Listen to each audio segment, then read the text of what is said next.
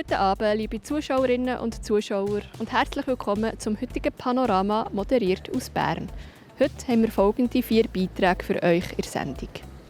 Ein Katamaran auf dem Thunersee, Teil 3 der Serie «Lebendpreise im Schwingen», die besten Bilder vom Greenfield Festival in Interlaken und ein Hauch von Hollywood im Berner Oberland. Wie ein fliegender Teppich, so beschreibt der Flavio Marazzi die Fahrt auf seinem Katamaran. Der 46-jährige Segler hat in seiner Karriere schon etwa alles gewonnen, was man nur gewinnen kann. Jetzt gibt er sein Wissen als Coach auf dem Thunersee weiter. Mehr dazu im Beitrag von Ben Abeckle.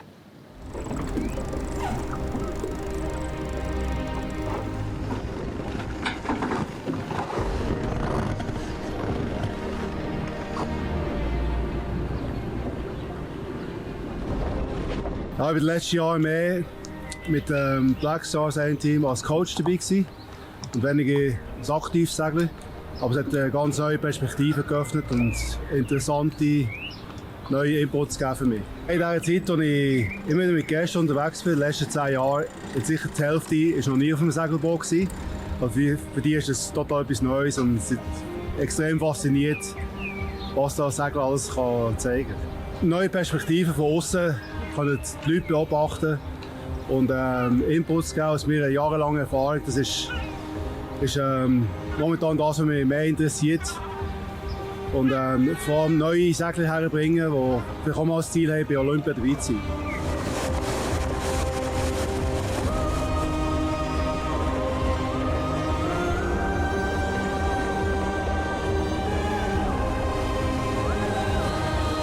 Das Foiling-Segeln ist 3-dimensionales Segeln. Also man fühlt sich wie auf einem fliegenden Teppich und nimmt die Geschwindigkeit gar nicht mehr so wahr.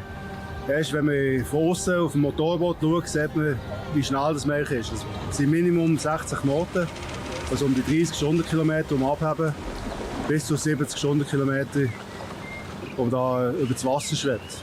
Mit der Segelschule Thunersee ist es dort, wo man zuerst mal in Kontakt kommt mit dem Boot. Und das wäre so die Königsklasse mit dem GC32, der über das Wasser fliegt, mit den Hydrofoils. Und das kann jeder kommen, das ist von 8 an aufwärts, bis man nicht mehr laufen kann.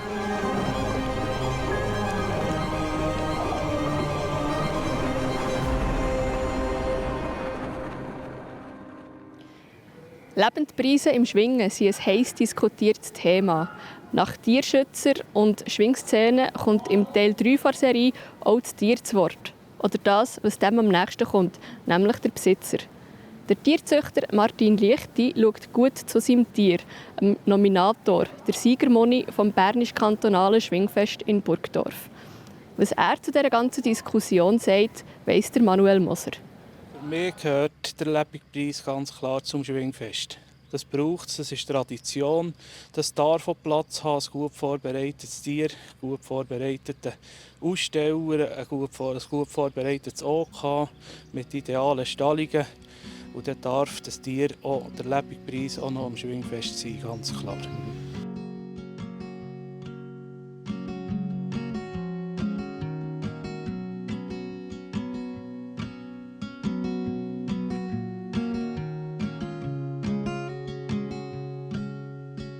Hat ein Muni beim Schwingfest Angst und falls ja, wird sich das zeigen?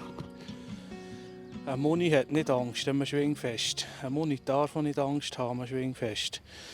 Der Muni muss Sicherheit bekommen von seinem Vorführer. Und der Muni darf gar nicht Angst haben. Wenn sich das zeigt, tät sich das in dem, dass er nervös reagiert, dass er Ohren litzen oder ich nehme an, der Muni hier wird im Bernisch-Kantonalen Schwingfest viel liegen und malen. Oder also nicht Angst haben. Die Schwinger nennen heutzutage oft eher das Geld anstatt der Lebendpreis. Sind ja nicht mehr populär genug, oder wie ist das? Das hat für mich vor allem 2 Gründe. Das eine ist sicher, dass nicht mehr alle Schwinger oder auch nicht mehr der Grossteil der Schwinger einen landwirtschaftlichen Hintergrund hat, daheim einen Betrieb hat. Und der zweite, für mich der wichtigere Aspekt, ist ganz klar, dass das Finanzielle, das heisst, der Gegenwert des Lebendpreises ist heute um ein x-faches höher als früher. Und das gibt natürlich den Anreiz, eben eher das Geld zu nehmen, als der Lebendpreis. Tierschützer sagen, Tier als Trophäe, das geht nicht. Was sagst du zu dem? Ich schaue den Lebendpreis, das Tier am Schwingfest nicht als Trophäe an, sondern das ist ein Preis. Das ist auch ein Zeichen von Stärke, ein Zeichen von Verbundenheit vom Schwingsport auch zur Landwirtschaft oder zum Bodenständigen, sage ich jetzt. Und darum schaue ich das nicht als Trophäe an. Wie siehst du Schwingfest in Zukunft? Soll sich da hinsichtlich Lebendpreis was ändern? Von mir aus gesehen ist es gut so, wie es ist. Die OK haben auch schon reagiert, also es ist anders aufgebaut heute. Die Stallungen werden immer komfortabler, es wird immer mehr gemacht, dass es dem Tier wirklich gut geht. Und darum sehe ich, dass in Zukunft nicht in die Extrem gehen für mich. Das ist nie gut in die Extrem, noch mehr Lebendpreise oder noch extremer. Oder für mich als Extrem ist überhaupt keine Lebendpreise mehr und alles verbieten. So lassen, so wie es läuft, ist gut. Man hat nicht Probleme, man hat nicht Unfälle. Ist für mich so, wie es soll sein.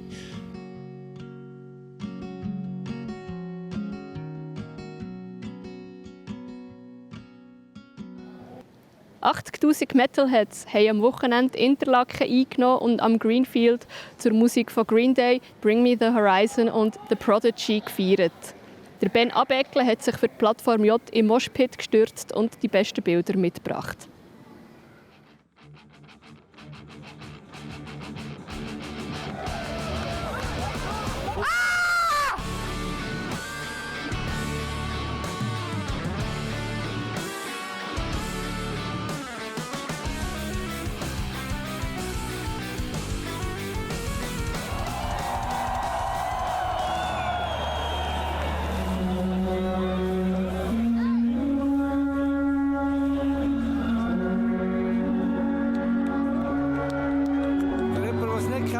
Ist es einfach eine Schweizer Tradition, die einfach muss sein, die einfach das ganze Konzert hier einläutern will. Also für mich persönlich geht es richtig unter die Haut und es ist einfach wichtig, wie ich zuerst gehört habe, bevor ich das Greenfield wirklich erleben kann.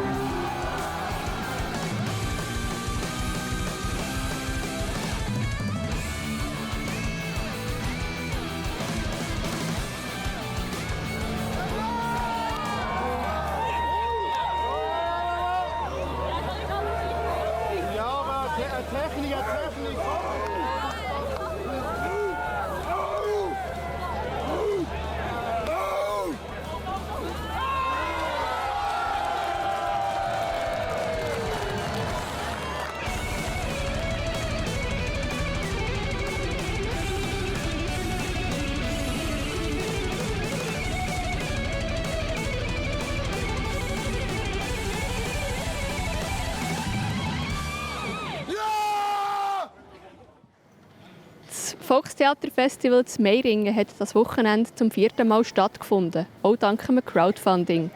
8 Ensembles haben sich um die goldige Merengue duelliert. Der Max Saladin war bei der Verleihung dabei und hat sich beim OK und den Schauspielern erkundigt, wie sie die diesjährige Ausgabe erlebt haben.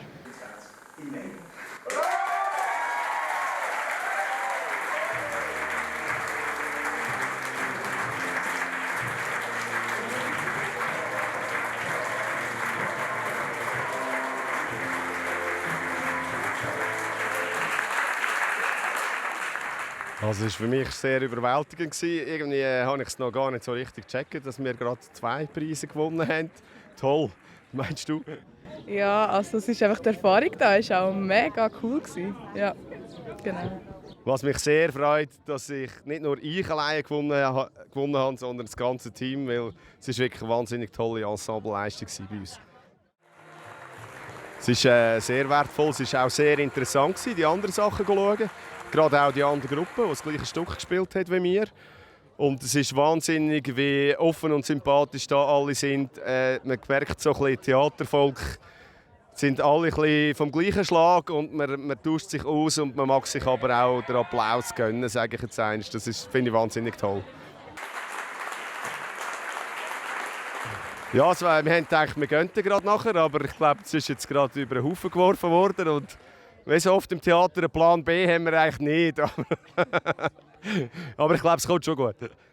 Das ist natürlich mitunter auch unser Lohn grundsätzlich. Oder? Wenn man merkt, okay, die Leute sind zufrieden, man hat etwas präsentieren hier in Meiringen, die waren glücklich gewesen, die haben ihr Bestes gegeben auf der Bühne.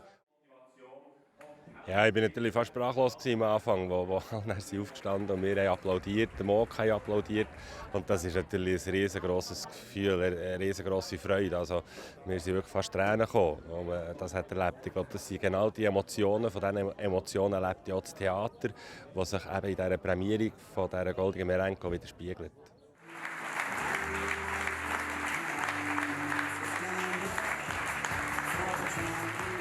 Das war unsere Idee von Anfang an. Mit dem Beat Schlatter zusammen haben wir das wollen. Eben auch für das Volkstheater eine Basis bieten, wo sie sich messen können. Wobei beim Theater darf man nie messen sagen. Wir haben ja keine Gewinner, wir haben auch keine Verlierer. Oder? Es ist so wie, wir tun ja nicht die Besten, sondern die herausragendsten prämieren. Und das ist natürlich ein schönes Gefühl, dass sie immer noch so viel Unterstützung haben im OK, ringsum, im Verein und so, um das immer wieder durchführen. Te voir pendu à mon bras. Les gens me regardent de travers. Et il y en a même qui rient. Derrière moi, le monde.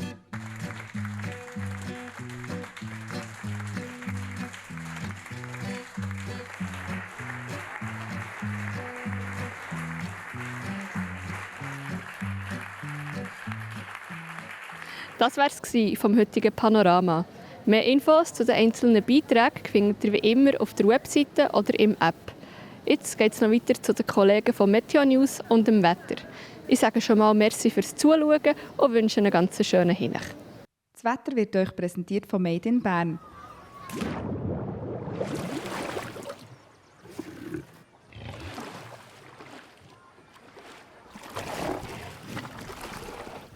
Bärenstarke Sommerferien.